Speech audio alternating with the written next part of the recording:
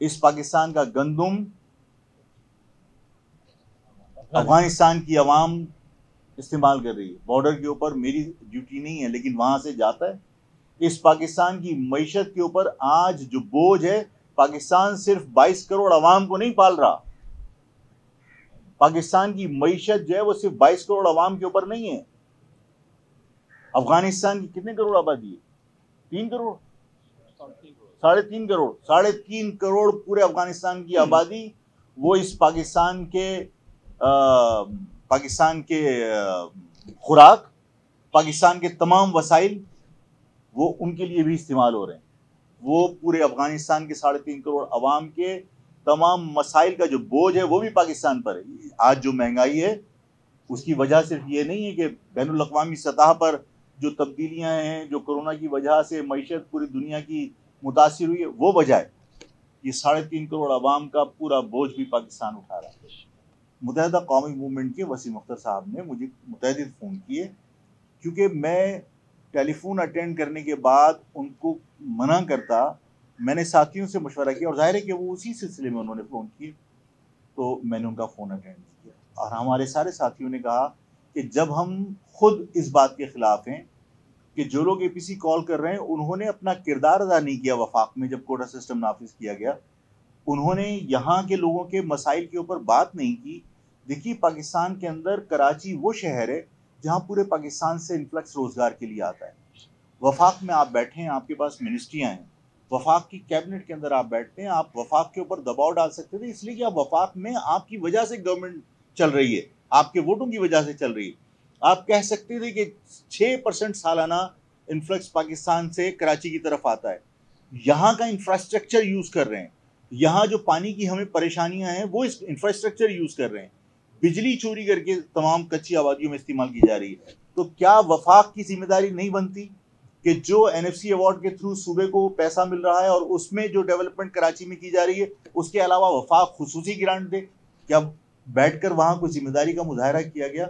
हमें जाहिर इस पर गुस्सा था, नाराजगी थी। अवाम को गुमराह करने के लिए आज अगर आप ये सब कुछ कहें कि महाजिर कौम को बुरा कहा या महाजिर कौम को गाली दी, तो देखिए, किसी सियासी पार्टी के खिलाफ बयानबाजी को महाजिर कौम से मंसूब नहीं किया जाना चाहिए।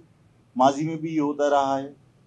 अभी जो कुछ अपोजिशन के लिए कहा गया वो अपोजिशन में शामिल जमातों के लिए कहा गया, वो महाजिर कौम के लिए नहीं कहा गया।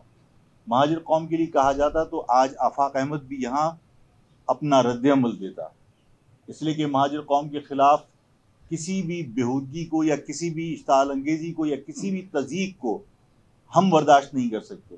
लेकिन क्योंकि वो महाजिर कौम के खिलाफ नहीं था, वो किसी सियासी जमात के लिए था, तो उसको उसी हद तक रखना चाहिए। महाजिर कौमी मूवमेंट अपनी कौम को आकाओं की तब्दीली की इस जद्दोजहद का हिस्सा नहीं बनने देगी। मैं ये चाहता हूँ कि मेरी कौम अपनी जो तवानाइयाँ, अपनी सलाहियतें हैं, उन्हें वो उस जगह इस्तेमाल करे जहाँ हमें इस गुलामी से निजात मिल सके। मैं बजाय इसके कि हम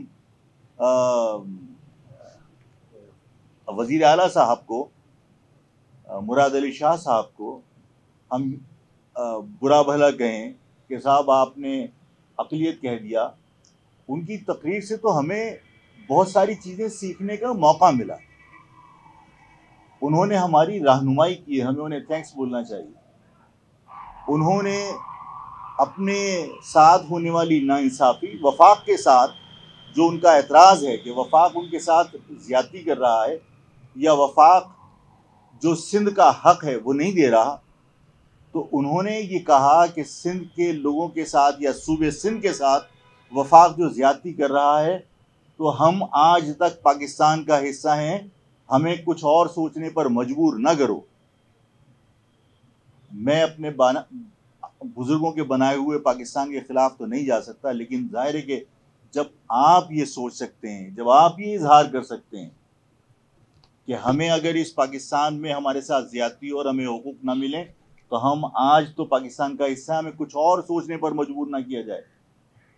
तो आप सबके सामने हम ये कहना चाहते हैं कि जो जलसा होने वाला है उस जलसे में हम अपनी आवाम से आरा लेंगे, अपनी आवाम को एतमाद में लेंगे, अपनी आवाम की आरा की रोशनी में हमें मुस्तकबिल के फ़ैसले करने हैं